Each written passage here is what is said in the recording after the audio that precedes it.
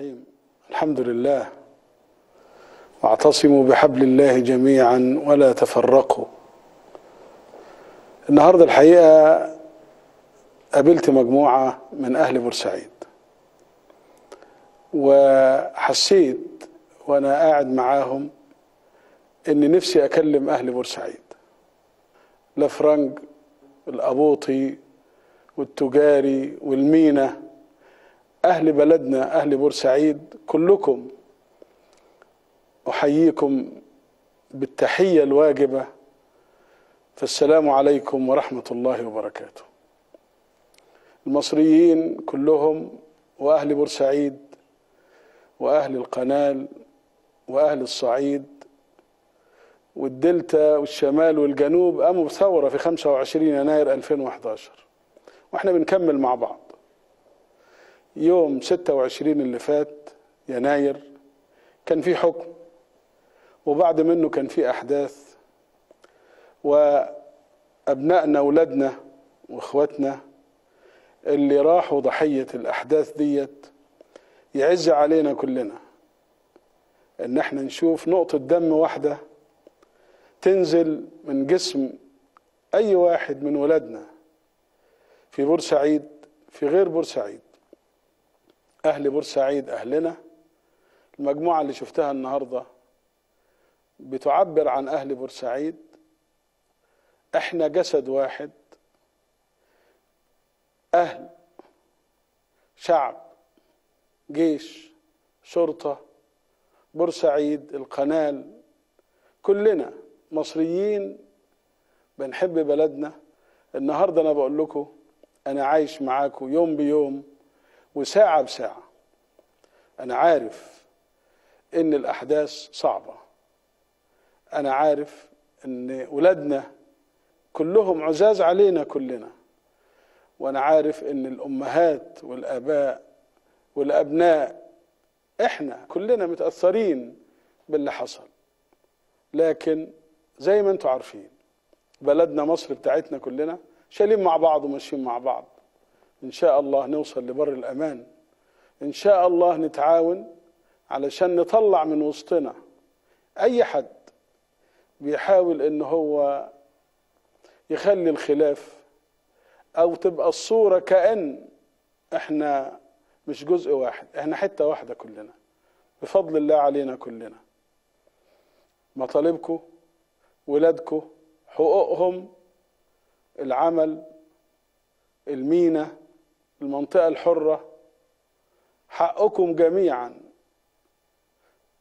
في عينيا في قلبي زي باقي المصريين. دي مسؤوليتي وأنا ماشي معاكم لغاية الآخر، متحمل المسؤولية إن شاء الله لغاية ما نمر.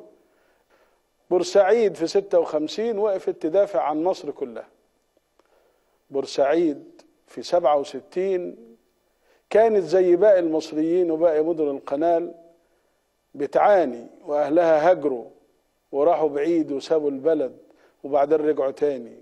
بورسعيد في 73 كان لها دور لولادها لشبابها في دعم الجيش عشان نعبر ونعدي، وكان نصر كبير. بورسعيد بعد كده حدث لها حاجات، وانتوا فاكرين لما اتلغى القانون بتاع المنطقة الحرة، أنا كنت عضو في مجلس الشعب وكل الناس عارفة أن أنا وقفت أقول لا، وحصل اللي حصل.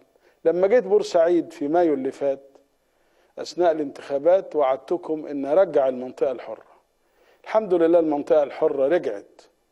الآن بورسعيد منطقة حرة. أنا عارف أن في تهريب، وعارف أن في حاجات بتتعبكم وبتقلل من العائد ومن المكسب. انتوا كلكم ولاد بلد، كلكم بتشتغلوا، كلكم تجار. البورسعيدية أهل بورسعيد الرجالة والستات والولاد والبنات كلهم كالسيبة وبتحركوا. بنقف كلنا ضد التهريب، أجهزة الدولة كلها ضد التهريب. ولادنا، ولادكم، إخواتنا اللي راحوا ضحايا الأحداث، الكلام عن انهم شهداء ولا لا، هم شهداء عند ربنا. قلنا احنا ولا ما قلناش؟ لان اللي بيدافع عن بلده، اللي بيدافع عن وطنه، اللي واقف يقول رأيه وراح ضحية غدر أو غيره طبعا شهيد، سواء كان ولادنا من أهل بورسعيد أو كانوا ولادنا في الشرطة أو كانوا ولادنا في الجيش. اللي بيقوم بالواجب، احنا دلوقتي في تحقيقات ولازم نطبق القوانين زي ما اتفقنا.